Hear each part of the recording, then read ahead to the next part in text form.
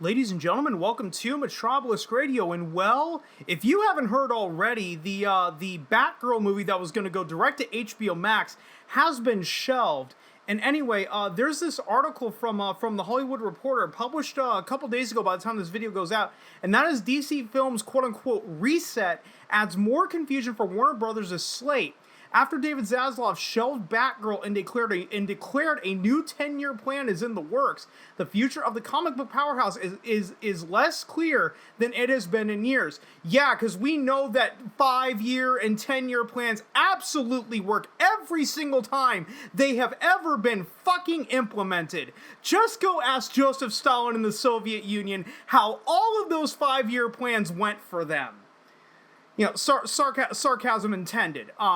Quote, "We've done a reset." That's how Warner Bros. Discovery CEO David Zaslav described DC on August 4th, days after he made the call to shelve the $90 million HBO Max film Batgirl. The mogul said there'd now be a team that would create a quote-unquote 10-year plan for DC, although who's on that team is unclear. And Zaslav took digs at former Warner Media CEO Jason Kilar's strategy of developing straight-to-streaming films. Quote, "We are going to focus on quality. We are not going to release any film before it's ready," said the executive. "DC is something we can make better." And right off the bat, I'm going to say that's not a bad goal to strive for.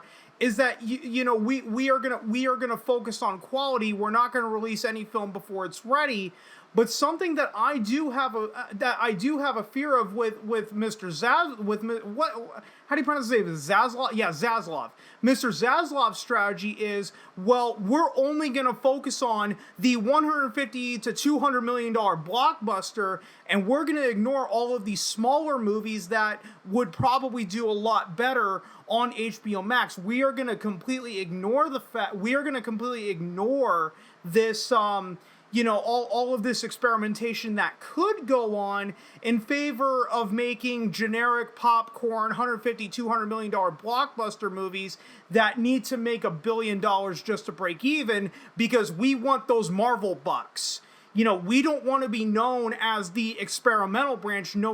We don't want to be known as we're doing something interesting. And I'm not saying that everything released under an HBO Max straight-to-streaming movie is going to be the greatest thing since sliced bread. I'm not saying that they're going to have the next Joker on their hands. For all we know, it could be total fucking garbage.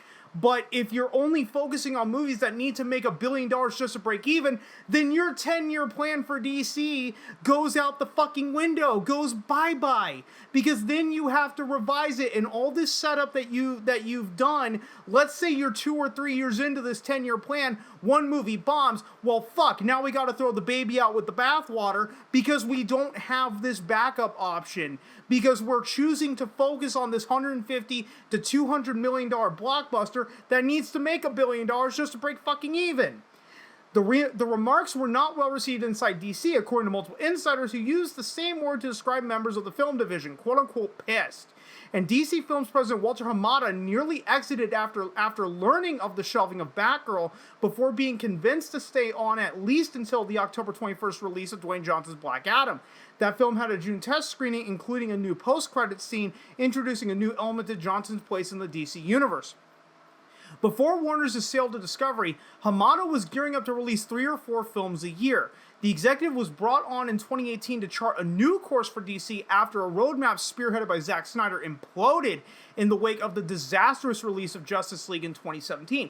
Yes, so basically Walter Hamada wanted to directly compete with Marvel. Now, how successful Walter Hamada's plan would have been to release 3 or 4 movies a year is really up in the air, because right now you're seeing the law of diminished returns really kick in on the Marvel side right now, because they've released far too much content just over the last 2 years. So would Walter Hamada's plan have even worked? Right now, seeing what Marvel is going through, I would have to say no. The time to release 3 or 4 films a year, that was really like 2014, 2015 at like the peak popularity of Marvel Cinematic Universe. But now, as I've said, it's starting to come back and really bite Marvel in the ass. Hamada's plans were said to have included a Crisis on Infinite Earths event, a take on the seminal DC Comics story that was adapted for TV on the CW. So that makes sense if you had multiple movies that were taking place in different universes. Like they were saying, the Batman with Robert Pattinson took place in a different universe than Man of Steel and Batman v Superman, because Crisis on Infinite Earths was a crossover between all these other dimensions. If I'm remembering Crisis on Infinite Earths, if I'm remembering Crisis on Infinite Earths correctly, rumors circulate about introducing the Secret Six, a villain team that in the comics have been Suicide Squad antagonists. More concretely, Warner's has films based on Supergirl, Green Lantern Corps, and Static Shock expected in the next few years, plus a J.J. Abrams produced Black Superman from the film Ta-Nehisi Coates. Development has slowed with none of those features attaching directors. I'm going to say right off the bat, I am not looking forward to the Superman film written by Ta-Nehisi Coates, not just because J.J. Abrams is attached, but because Ta-Nehisi Coates is attached. Let's be fair. Supergirl, it could work on paper. The Green Lantern Corps sounds a lot more interesting. That way you don't have to just focus on Green Lantern himself. You can focus on the actual Green Lantern Corps. And Static Shock, the television show did not work for a multitude of reasons. I'm not looking forward to Static Shock if it actually does get made. Some key collaborators have received assurances their projects are safe. The Suicide Squad filmmaker James Gunn has multiple projects in development at DC, including Season 2 of Peacemaker, which is moving forward. Insiders say Blue Beetle, starring Xolo Maridueña as DC's first Latino superhero, the top line of movie, is also on track for its August 2023 release date. And I do know a lot of people that are excited about a Blue Beetle movie because if you look at the history of DC Comics, Blue Beetle is one of those characters that constantly gets looked over, but many people have said is not that bad of a character. After Batgirl's cancellation, observers had feared for the project, given that it at one time was slated for HBO Max before being upgraded to theatrical. The studio is also moving full steam ahead with the sequel to Joker, with Lady Gaga confirming her casting the morning of the WBD earnings call. And I'm actually surprised that they're doing a sequel to Joker, and not just surprised that a sequel got greenlit, but the fact that they also got Joaquin Phoenix to come back, because prior to Joker, Joaquin Phoenix never did sequels. Never, ever did sequels. So I am shocked about the sequel to Joker.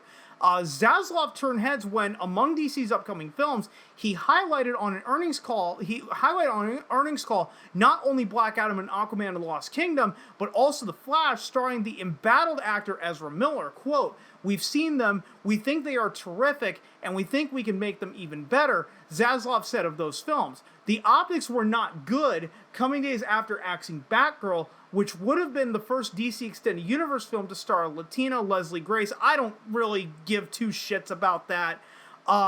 Work is kept up on The Flash, which has been testing well. Miller participated in regularly scheduled additional photography over the summer, apparently without incident, before being charged with burglary, their third arrest this year on August 7th in Vermont. And we did just do a video on the arrest of Ezra Miller in Vermont. We also did a video regarding Ezra Miller's arrest in Hawaii after allegedly threatening the couple that he was staying with.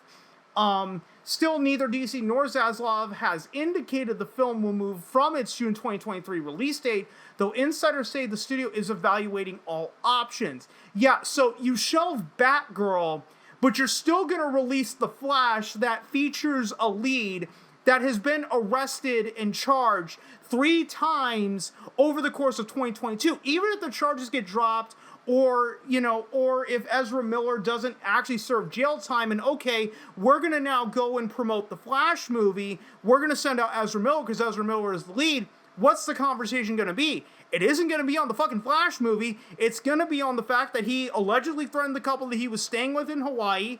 He's now been charged with burglary in, Vermont in August of 2022. So it's going to be on all of Ezra Miller's bullshit. And now let's dig back and just see like how much of a cuckoo Looney Tune is Ezra Miller in reality. But they're going to shelve the Batgirl movie and still release the Flash movie despite all of the problems. And again, I said this in the Ezra Miller video regarding the fact that he was charged with burglary. I'm not saying that Batgirl would have been the greatest movie ever released, but looking at optics, what would have been the better movie to release now? Was it Batgirl or was it The Flash regarding all of Ezra Miller's developments? My money would be on release Batgirl and shelve The Flash, not the other way around. And with regards to this 10-year plan, again, like I said in the beginning, go ask Joseph Stalin in the Soviet Union how well those 5-year plans were carried out.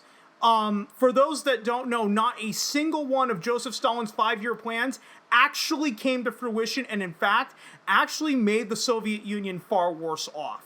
And guys, I'm going to go ahead and end it right there before I drag this out way longer than it needs to be. If you stuck around this long, thanks so much for doing so. And if you've been following me on, you know I'm terrible at ending these videos, so I will just see you guys next time.